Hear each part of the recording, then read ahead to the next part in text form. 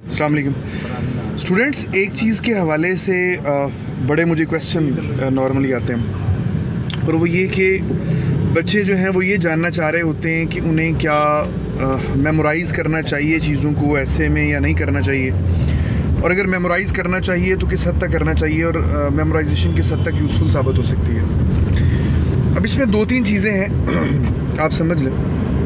एक तो ये कि कभी भी 100% मेमोराइज़ आप करके जाएं, ये मुमकिन ही नहीं है कि आप ऐसे लिख लें और उसके बीच में कामयाब हो जाएं। चीज़ें आपने वहीं बैठ के क्रिएट करनी होती हैं, क्योंकि इट रेयरली हैपन्स कि जो कुछ आपने मेमोराइज़ किया है वही सवाल हूबहू आपको ऐसे के पेपर के बीच में आ जाए। और नॉर्मली चीज़ें थोड़ी चेंज होके आती हैं, और बच्चे जो हैं वो पिक नहीं कर पा रहे होते कि किस तरीके से जो है वो सवाल पूछा गया।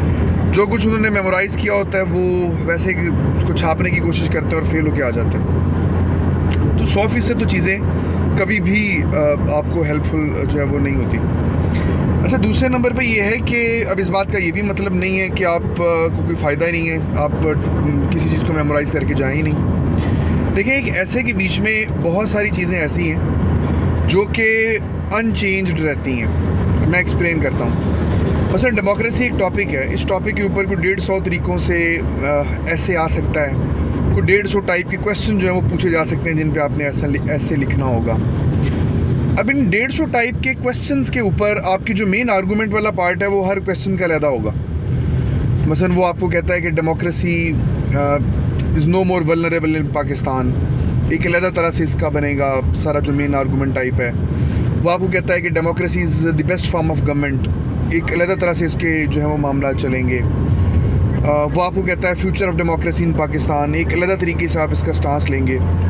लेकिन इन तीनों टॉपिक्स के बीच में कुछ चीज़ें जो हैं वो कॉमन रहेंगी। मसलन डेमोक्रेसी को डिफ़ाइन जहाँ पे आप करेंगे, डेमोक्रेसी के एसेंशियल्स जहाँ पे आप बयान करेंगे, डेमोक्रेसी को जो चैलेंजेस दरपेश होते हैं जो आप बयान करेंगे, डेमोक्रेसी को स्ट्रेंथन करने के लिए जो रिकमेंडेशंस दी जा सकती हैं, ये वो तमाम चीज़ें हैं जिन्होंने ऑलमोस्ट इन्होंने नहीं बदलना। अब इस बात से हम जो कंक्लूड कर सकते हैं वो हम ये कंक्लूड कर सकते हैं कि आप जब भी ऐसे की प्रिपरेशन करें तो कुछ चीज़ें आप तैयार कर लें, मेमोराइज़ कर लें, जिनका जिस तरह मैंने आपको बताया, जिस तरह कॉज पैराज हैं, रिकमेंडेशंस हैं, डेफिनेशंस हैं, ये नहीं बदलती। ये कमो बेश इन्होंने सेम ही रहना है, और कोई भी आपका टॉपिक हो उसके बीच में इनकी यूटिलिटी जो है वो हो जानी है। और जो मेन आर्गूमेंटल बता वो चेंज होता है। मेन आर्गूमेंट जो है वो हर टॉपिक के साथ साथ बदलेगा। तो हर टॉपिक पर आप दो कैटेगरीज चीज़ों की अभी बना लें, चूँकि आप अभी प्रेपरेशन के फेज़ में हैं, तो आप दो कैटेगरीज बना लें। आप एक कैटेगरी के बीच में लिख लें कि वो चीज़ें हैं जो मैं घर से तैयार करके लेके जाऊँगा और इनको मैं हूबहू वैसे यूज़ कर लूँगा। और दूसरी चीज़ें वो जिनका बारे में आपको पता है कि आपको पेपर के अंदर बैठकर एग्जामिनेशन हॉल में आपने जिन चीज़ों को लिखना है। मेरा जो मशवरा मैं हमेशा अपने स्टूडेंट्स को देता हूँ, जो गाइडलाइन में देता हूँ, वो ये है कि मैं मिसाल देता हूँ कि आपका मुकाबला है कपड़े सीने का। एक आदमी है जो कि प्लान करके आया है कि सब कुछ उसने जेबें बनानी है, उसने ये कॉलर बनाने हैं, ये वाला पार्ट बनाना है, या कोई चीज़ बनानी है, वो वहीं बैठ के बनाएगा। दूसरा है वो अपने घर से कुछ 4-5 तरह की पॉकेट्स बना के ले आया है, कुछ 4-5 तरह की कॉलर्स बना के ले आया है, कुछ कढ़ाई वगैरह करके ले आया है, और उसने सिर्फ वहाँ पे उनको जोड़ना है, उसके ऊपर पेस्ट कर देना है। तो लाजमी सी बात है कि जो आदमी घर से बना के लाया है उसने तसल्ली से चीज़ें बनाई हुई हैं, उसकी क्वालिटी भी ज़्यादा बेहतर होगी। सिर्फ उसको रिक्वायर्ड क्या है कि उसने इसको पेस्टिंग का आर्ट जो है वो उसको आना चाहिए। और मेरा तजुर्बा ये कहता है कि ये बिल्कुल मुमकिन है, इट्स हाईली पॉसिबल। मेमोराइज़ की हुई चीज़ें बहुत फ़ायदा देती हैं। एक तो आपकी टाइम मैनेजमेंट जो है वो बहुत इम्प्रूव हो जाती है।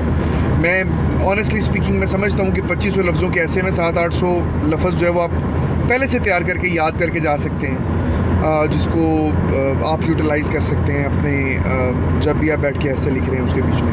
अब 700-800 लफ्ज़ लिखना है, इसका मतलब है 1/3 आपके ऐसे हो गया।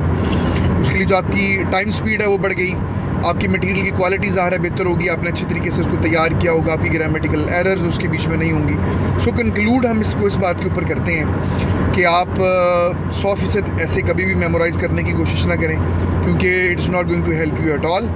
उल्टा बल्कि एग्जामिनर को ये तासुर देगा कि आपने रटा मारा हुआ है। आप अलबत्ता हर टॉपिक के ऊपर कुछ चीज़ें ऐसी ज़रूर तैयार कर लें, मेमोराइज़ कर लें, जिन्होंने वहाँ पे जाके यूज़ हो जाना है, और उनको फिर वहाँ पे जाके आप यूज़ करें। Wish you best of luck. कोई क्वेश्चन हो तो मुझे व्हाट्सएप कर दीजिएगा, मेरा नंबर आपके सामने होपफुली आ रहा होगा। मैं अपनी टीम को बताता हूँ कि नंबर जो है यहाँ पे पेश कर दे। अल्लाह आपका हामी नासिर हो।